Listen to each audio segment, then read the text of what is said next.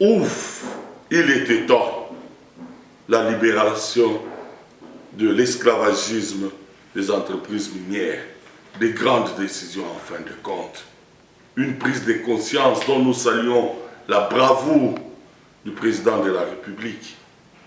Le retrait des droits miniers et d'autorisation d'exploitation de carrières permanentes suite au non-respect des obligations administratives et sociales du Code minier.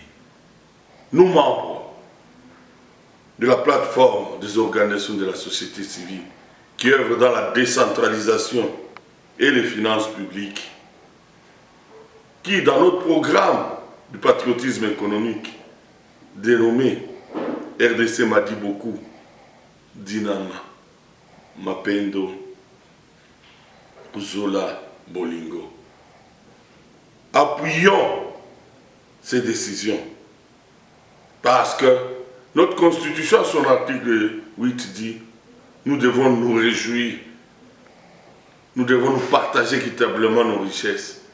Mais il est dit encore qu'il faudrait, vaut mieux regarder ses propres richesses que de voir vos richesses partir et vous rester pauvre. Donc, vaut mieux rester pauvre avec ces richesses que de rester pauvre quand vos richesses sont exploitées et construites ailleurs.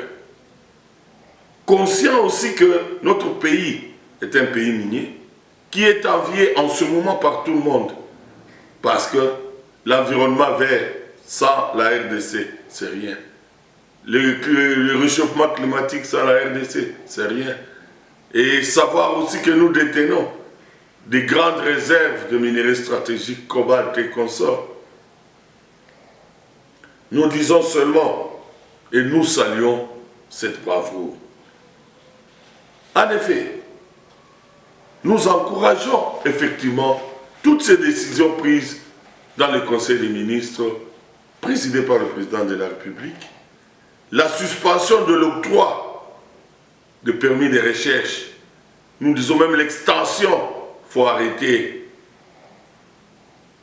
Soutenons cette campagne d'identification de tous les exploitants miniers illicites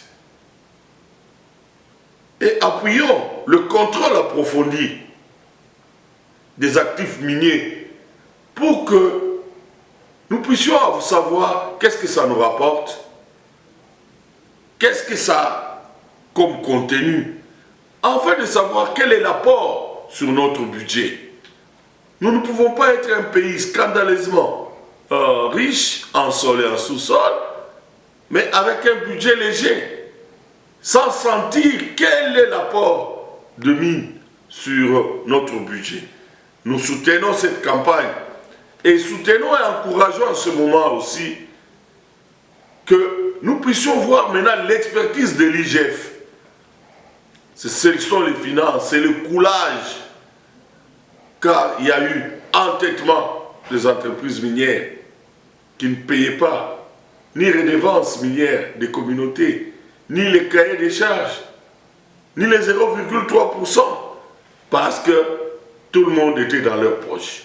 C'est pour cela que nous rappelons, et en soutenant, en se déterminant à ce que toutes ces décisions soient mises en pratique, nous disons que toute autorité politico-administrative qui se permettrait de mettre une barrière, nous lui appliquerons la loi, l'article 56 et 57 de la Constitution. Ce sont des articles sur la haute trahison.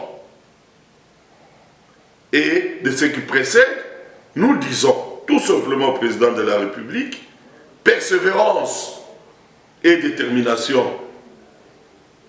d'instaurer un cadre de concertation gouvernement-société civile, également au gouvernement central.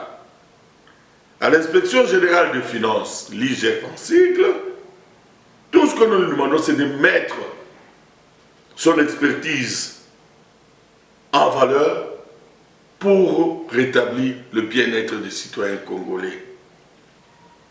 À la société civile, de se mettre en consortium pour soutenir et collaborer étroitement avec le gouvernement pour le bien-être des citoyens congolais. Allons-y. Nous devons sortir de nous-mêmes. Comme Zé le disait toujours, nous devons nous prendre en charge. Ce sont nos richesses. Je vous remercie.